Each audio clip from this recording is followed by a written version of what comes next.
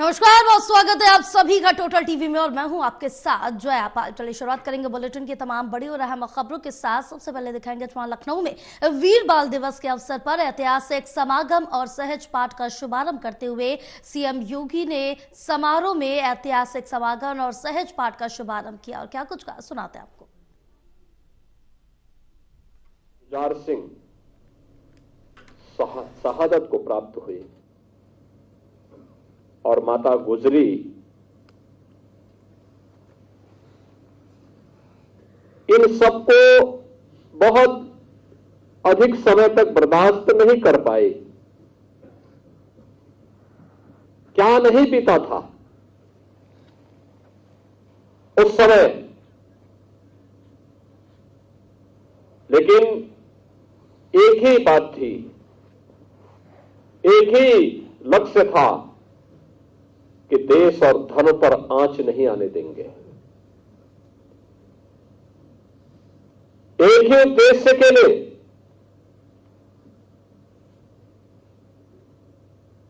गुरु गोविंद सिंह जी महाराज के चार साहबजादों ने अपनी शहादत देकर के देश और धर्म की रक्षा की एक पक्की नींव खड़ी की।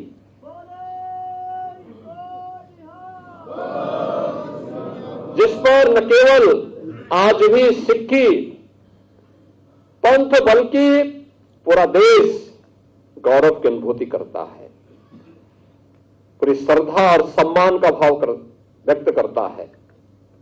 और उसी सम्मान को व्यक्त करने के लिए, उसी श्रद्धा को व्यक्त करने के लिए आज हमारी पूरी सरकार भी न केवल यहां पर बल्कि हर जनपद में,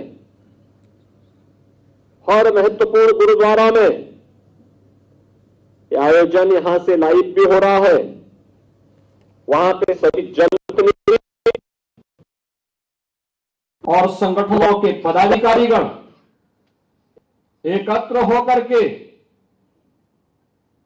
उन वीर बालकों की शहादत के प्रति अपनी श्रद्धा को व्यक्त कर रहा है। बहनों और भाइयों, सिख पंथ की शुरुआत ही देश और धर्म के लिए गुरु नानक देव जी ने सबसे पहले बाबर के अत्याचार का विरोध किया था। कौन नहीं जानता है लाहौर में गुरु अर्जुन देव जी का बलिदान जहांगीर के अत्याचार से बचाने के लिए था। कौन नहीं जानता है गुरु तेग बहादुर जी के बलिदान को। उन्होंने अपना सिर दिया लेकिन भारत का सिर नहीं झुकने दिया।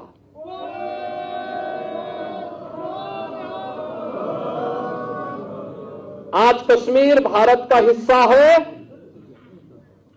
और भारत का शीश बना हुआ है, इसलिए क्योंकि हमारे गुरु तेग बहादुर जी ने अपना शीश देकर के इसकी कीमत चुकाई है।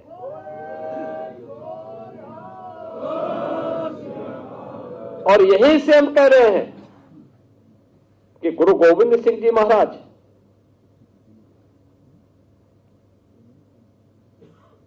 एक ऐसे पिता हैं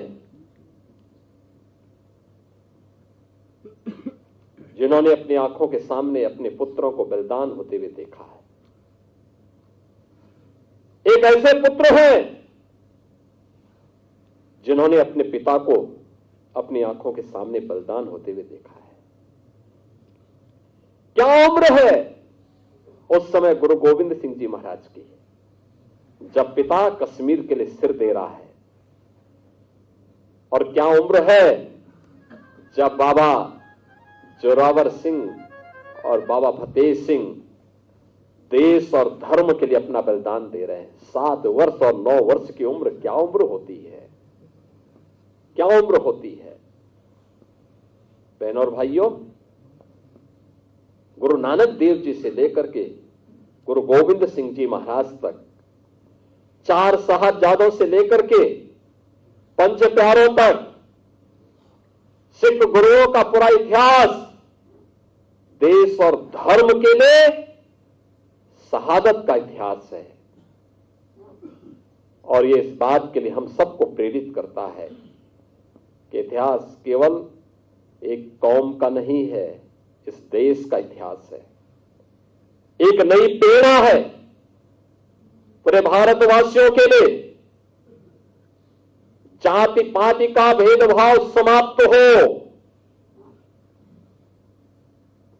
गुरु नानक देव जी ने शबद कीर्तन के लिए जो प्रेरणा दी, मिल बांट करके खाने के लिए जिस लंगर की शुरुआत को आगे बढ़ाया था, वह आज भी बनी हुई है और वो अनवरत रूप से उसका अनुसरण आज भी हर गुरुद्वारा कर रहा है। और यही गुरु परंपरा के प्रति श्रद्धा का ये भाव ही समृद्धि का कारण भी बनता है, खुशहाली का कारण भी बनता है।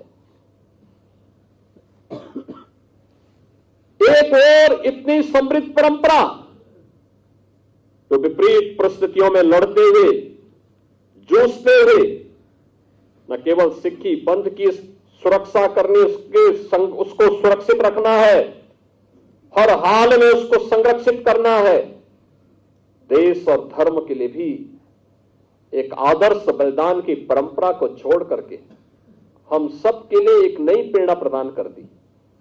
एक और यह गौरवशाली इतिहास और दूसरी तरफ हमारे सामने वो दृश्य देखने को मिलते हैं जब हम लोग ये सुनते हैं कि काबुल में अब नाम मात्र के ही 2-4-10 परिवार सिखों के बच गए। जब हम बांग्लादेश की घटना का उल्लेख सुनते हैं, जब हम लोग पाकिस्तान के अंदर होने वाले अत्याचारों के बारे में सुनते हैं, तब हमें सिख गुरुओं के उस त्याग और उस बलिदान का स्मरण बरबस हो जाता है। और इसीलिए आज के अवसर पर मैं आप सबसे भी यही अपील करने के लिए आया हूं। मैं आप सबसे यही अपील करूंगा और मेरा विनम्र अनुरोध होगा, किससे बढ़कर के हिंदुस्तान के लिए हिंदू